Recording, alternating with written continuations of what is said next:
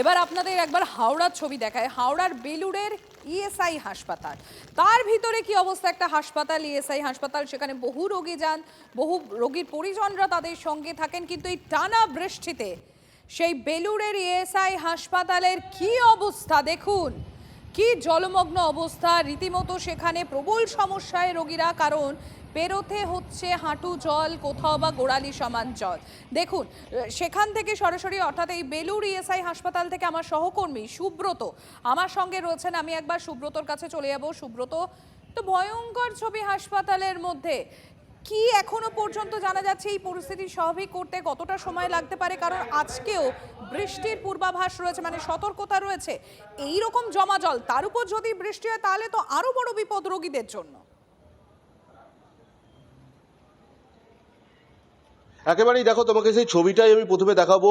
বেলুড়ের ESI হাসপাতাল এবং বহুল পরিচিত এই হাসপাতাল, প্রচুর মানুষ চিকিৎসার জন্য আসেন দূর দূরান্ত থেকে। এবং এই হাসপাতালে তুমি দেখো, আমি এই মুহূর্তে প্যাথোলজির সামনে রয়েছি, সেখানকার ছবিটা দেখো, প্রায় গোড়ালি ডুবে গিয়েছে, তার থেকেও বেশি জল রয়েছে। আমি এখানকার হাসপাতালের একজন কর্মী রয়েছেন, তার সঙ্গে একটু কথা বলবো। দাদা, আপনারা এই যখন জল জমে আছে, আপনারা কিভাবে কাজ করছেন? এইভাবেই করছি, মানে আমাদের অসুবিধা হচ্ছে, কিন্তু কিছু করার নেই। তো পেশেন্টকে তো পরিষেবাটা দিয়ে যেতে হবে।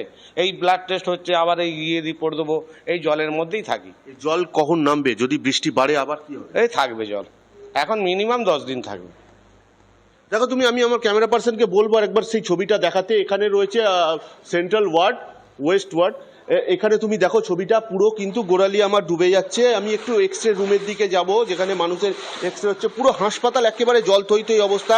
প্রশাসনের পক্ষ থেকে এখনো পর্যন্ত জল নামানোর জন্য একটি মাত্র পাম্প চালানো হয়েছে, কিন্তু বৃষ্টির যদি পরিমাণ বাড়ে তাহলে কিন্তু এবার দেখো জলের পরিমাণ বা যে মাত্রা, সে মাত্রা কিন্তু বাড়তে চলেছে। আমি যতটা এক্সরে রুমের দিকে এগোচ্ছি, ইআর ওপিডি এখানে কিন্তু হাঁটুর কাছাকাছি জলে পৌঁছে গিয়েছি আমি। তুমি দেখো এখানে এক্সরে রুমের সামনে অবস্থাটা দেখো, প্রায় হাঁটুর একটু নিচে অবধি জল রয়েছে। মানুষ এখানেই তাদের চিকিৎসা করাচ্ছে, কিন্তু এখানে প্রশাসনের পক্ষ থেকে এই যে জল, সেই জল নামানোর কোনো ব্যবস্থা নেই। আমি একটুখানি কথা বলে নেওয়ার চেষ্টা করব। দাদা, আপনারা কি হাসপাতালের কর্মী? হ্যাঁ হ্যাঁ, এখানে কিভাবে চিকিৎসা দিচ্ছেন আপনারা? চিকিৎসা এইভাবে, যেখানে উঁচু জায়গা আছে সেখানেই আমাদের যে আছে আপনার এমার্জেন্সি আছে, এমার্জেন্সি উঠিয়ে নিয়ে যাওয়া হয়েছে। এখান থেকে ইমার্জেন্সি অন্য উঁচু জায়গায়, সেখানে এমার্জেন্সিকে ট্রান্সফার করা হয়েছে। এমার্জেন্সির যে জায়গা, সেই জায়গা কিন্তু পরিবর্তন করা হয়েছে, কারণ প্রচুর পরিমাণে জল। আমি তোমাকে দেখাবো, এখানে এক্সরে হচ্ছে, এখানে চেস্ট এক্সরে হয়, এখানে কিন্তু এই পুরো একদম সিঁড়ি পর্যন্ত জল রয়েছে। এবং আমি যত আরও এগোবো, এক্সরে ডার্ক রুম রয়েছে, এখানেও কিন্তু একই অবস্থা, জলমগ্ন অবস্থা। তুমি দেখতে পাচ্ছ প্রত্যেকটা ওয়ার্ডে ওয়ার্ডে কিন্তু জল ঢুকে গিয়েছে, রুগীদের বেড থেকে শুরু করে। এবং এক্সরে রুম, আমি তোমাকে এক্সরে রুমের ছবিটা একবার দেখাবো।